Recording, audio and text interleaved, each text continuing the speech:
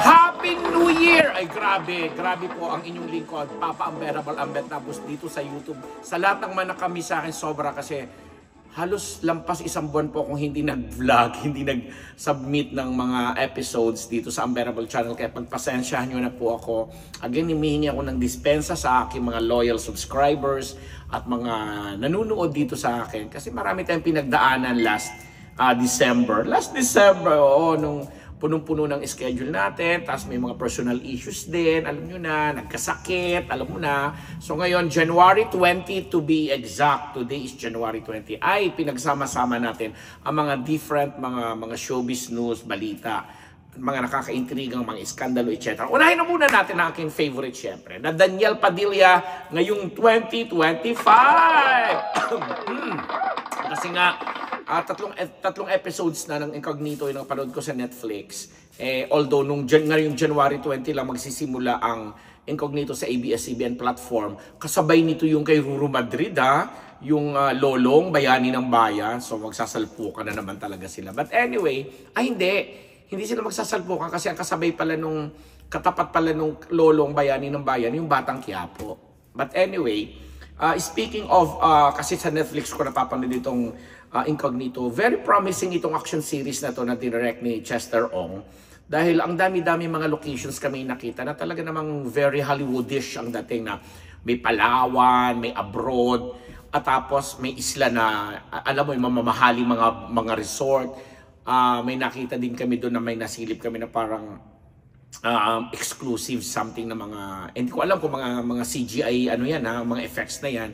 Pero ang tinitingnan natin dito kasi, ito yung vehicle na parang magre-relaunch kay Daniel Padilla as an action star at siguro bilang solo artist na hindi nakadepende sa love team. With all due respect sa mga fans nila ni Catherine Bernardo, doon sa tatlong episodes na nasilip ko or napanood ko, talagang makikita mo yung bagong bihis na Daniel Padilla na pinalaki ang katawan, although medyo umumbok ng konti yung pisngi niya, malayo doon sa kanyang dating imahe na pa-cute, pero gwapo siya, nagmukha siyang mama, nagmukha siyang lalaki, tapos yung lakad niya, kita mo yung, ay mga typical na Padilla walk, na yung parang nakabuka yung mga paa dahil alam mo, baka may malaking kargada or something, nakakatawa. Hindi, yun yung mga astig na ganon. And doon sa tatlong episodes lang ito, again, ulit ko, baka na naman may kung ano ng mga bashers na naman dyan, sa tatlong episode, talagang napansin namin na nakatutok kay Daniel yung actions, yung mga action sequences na ginawa. Talagang pinapakitang ito, si Daniel ang pinakabida rito, with all due respect sa mga fans ni Richard Gutierrez, na si Richard, ang ganda din ng role at inaasahan namin sa pag-develop, sa paglarga ng istorya, sabi nga, lalo pang lalabas ang husay nila kasi sila yung nakabil na Richard Gutierrez, nasa 100% yung billing ng pangalan, tapos doon sina Ian Veneracion, Baron Geisler, Anthony Jennings, Marisha Racal, sina Kayla Strada, tapos Daniel Padilla na 100% din yung billing. Siyempre, pero pag may end, alam mo na, sa showbiz, ang ibig sabihin na may end, importante ka, bongga ka. So anyway, yung storya, kakaiba kasi, alam mo yon, may ano pa kami nakita doon, may Bel Mariano pa si Bel, in fairness, pinalakan nila sa gubat ng walang sapi ng paa, tapos kinulong siya doon sa kasi parang anak siya ng isang diplomat or presidente ng isang bansa, na kinulong siya sa kwadra kasama mga animals. Ang husay-husay kaya ni Bel, di ba? Na meron namang ongoing series ng Don Bel, iba-vlog din namin yan para sa mga fans ng Don Bel. But anyway, going back to Daniel, this is a very promising vehicle for him. Nakikita natin yung pagsusumikap na talagang, alam mo yun, kasi aminin natin sa naging hiwalayan nila ni Catherine Bernardo, siya talaga yung masasabi nating parang naiwan, quote-unquote naiwan sa pagdating sa mga career. Kasi si Catherine, aside from nanalo siya ng award, Best Actress, talaga namang very consistent na box office record holder siya. Kumbaga, itong pelikula nila nakatatapos lang na hanggang ngayon ay sinasali pa rin sa mga festival abroad. Tapos alam natin, last week nag-open ito sa Indonesia, di ba? Na sa mga sinema, parang regular na siyang part ng ano talaga ng isang exclusive na sine na dinidistribute ng mga kapartner ng Star Cinema. So, ang ganda ng mga nagawa ni Catherine na masasabi natin na medyo napag-iwanan sa aspetong yun si Daniel Padilla. Kaya nga itong Incognito, dito talaga matitesting, dito makikita yung husay niya na hindi naman namin pinagtatakhan bilang talaga namang si Daniel Padilla bukod sa gwapo. Syempre, paborito ko yung baby ko rin yun, ano? Bukod sa gwapo, mahusay na artista at talaga naman action star. Sana nga magtagumpay siya at sana suportahan po ng mga kaibigan ng mga fans dyan ni Daniel. Ako, never ako naiimbita. Sasabihin ko na ng tahasan ito dahil 2025, Bulgara na rin lang, no? Never ako naiimbita sa mga ganyang pagtitipo na nagpo-promote sila or what. Kaya sariling sikap ko rin po ito bilang tulong ko na rin at naniniwala at pagtitiwala ko sa isang Daniel Padilla. At mga kasama niya, nandiyan si Baron, si Elijah Canlas na wow, isa sa mga paborito ko ngayon na talaga namang alam mo yan, baby Elijah, nung nagkita tayo at nagkausap tayo dun sa Uninvited. Tapos, lagot alam ko pang, dahil close ako kay Miles Ocampo. Di ba, mga segue ako gano'n na nung binulungan ko siya minsan, uy, ang ganda-ganda ng Christmas ni Miles. Oo nga po, may gano'n siya. But anyway, going back again kay Daniel, kasi si Daniel naman talaga yung pinaka-issue natin dito. Sana lang magtagumpay nga siya, dahil,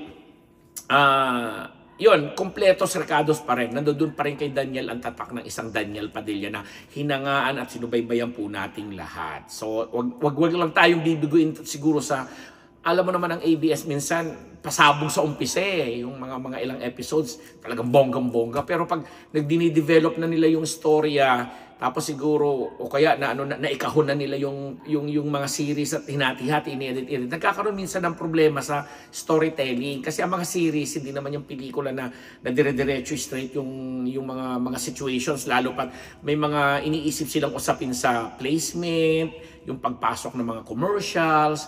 Kaya yung mga ibang eksena minsan nakakatay or pinuputol dahil doon. So, sana ma-minimize yung mga ganun dahil naniniwala kami na this project na Incognito ay mululuklok uli or magbibigay doon uli kay Daniel Padilla para naman, he deserves naman kumbaga second chance or chance na ipakita rin naman niya yung pagiging solo artist niya. Kaya ayoko rin sakyan yung mga umiikot ngayon chismis kasi kachipan doon yung mga balitang di umano umali-aligi daw si DJ sa subdivision ni Catherine, with all due respect po dahil sa mga nababanggit na yan, ano, na tapos yung iba syempre nagre-react kasi gamit na gamit nga naman daw si Catherine sa promo kaya hindi naman siya kasali sa series pero ginagamit siya, pero hindi talaga naiiwasan na nababanggit. Pero kahit ako medyo nasusuya ng konti kasi parang bakit hindi naman kailangang angguluhan ng ganon kung totoo man na inaangguluhan nila or bahagi ito ng kanilang promo, pero hindi maganda dahil feeling ko naman, di ko naniniwala, ali-aligid para para makipagbalikan daw, para daw suyuin uli, etc. Kaya dahil daw yata basta may mga chismis na kung ano-ano na, diba? Dahil nga hindi naman nga natapos ang pelikula, naging number 1 all-time record high ang Hello Love Again ni Alden at saka ni Catherine, tapos wala naman daw admission or wala man lang kasi nung promo parang kulang na lang sabihin nila daw sa lahat na ganito ganyan, pero ganun talaga ang kalakaran sa showbiz. So may mga nagsasabi kaya umali-aligid kasi hindi naman daw totoo yung Alden tsaka Kat. Naku po. Anyway, wag na nating sakyan kasi yung kakayahan at husay ni Daniel Padilla sa Incognito, pati na yung mga kasamahan niya can stand in itself na para magtagumpay naman. Hindi naman na talaga kailangang gamitin pa or idamay pa ang isang Catherine Bernardo. Kasi kumbaga sabi nga natin kanina na nakaalagwa na si Catherine, malayo na ang nilakbay ng karir niya, matagumpay na siya. So siguro okay na yon. So sa mga personal ng buhay, hayaan mo muna natin sila kasi sabi nga natin, hindi pa nare-reestablish ni DJ ang kanyang posisyon bilang talagang matatawag nating hari din naman siya sa industriyang ito. O, di ba? DJ, good luck. Maraming aasahan kami sa iyo and pagpatuloy mo lang yan kasi napaka-promising na mga ginagawa mo dyan sa Incognito. O, ako po ang inyong lingkod. Nagbabati sa inyong lahat. At least, hindi ko kayo nabati ng Merry Christmas, Happy New Year, Happy Three Kings. Ito naman, Chinese New Year, papalapit na next week. Ako po, si Ambet Nabus, nagpapasalamat at again humihingi ng pasensya dahil halos mahigit 1 buwan ko po kayong hindi nakasama dito sa aking maliit at munting channel. Sana hindi nyo po ako iniiwanan. Nagpapasalamat, Ambet Nabus!